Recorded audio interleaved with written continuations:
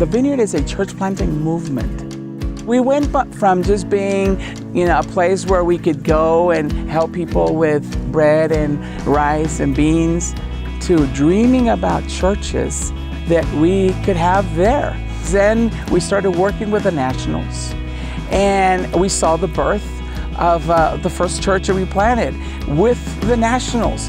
And that was just, it's a wonderful thrill. Now they're working on planting other churches. I think one of the most exciting things that we get to do is not simply to plant churches, but we get to plant churches that plant churches. That's going to outlast all of us. We want something that's going to last. And so what we're really supporting is Indigenous leaders, seeing them become church planters in the country. That's our vision, not to plant or just help one church, but to see hundreds of churches developed in that country. So our end game is to see the development of associations of vineyard churches around the world that mirror what's happening in the United States. And so they have their own leadership, they have their own structure, they have their own budget, they're multiplying.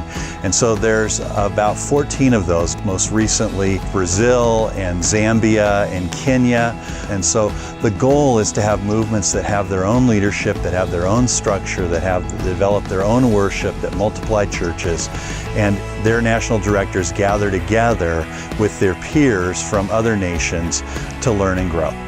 We all want to live meaningful lives. We want to know that when we've come to the end that we've invested in something meaningful, important, but also something that will outlast ourselves. And so the idea of creating a church planting movement, that's going to outlast all of us. And that's something I could say right now, like I can give the rest of my life to that.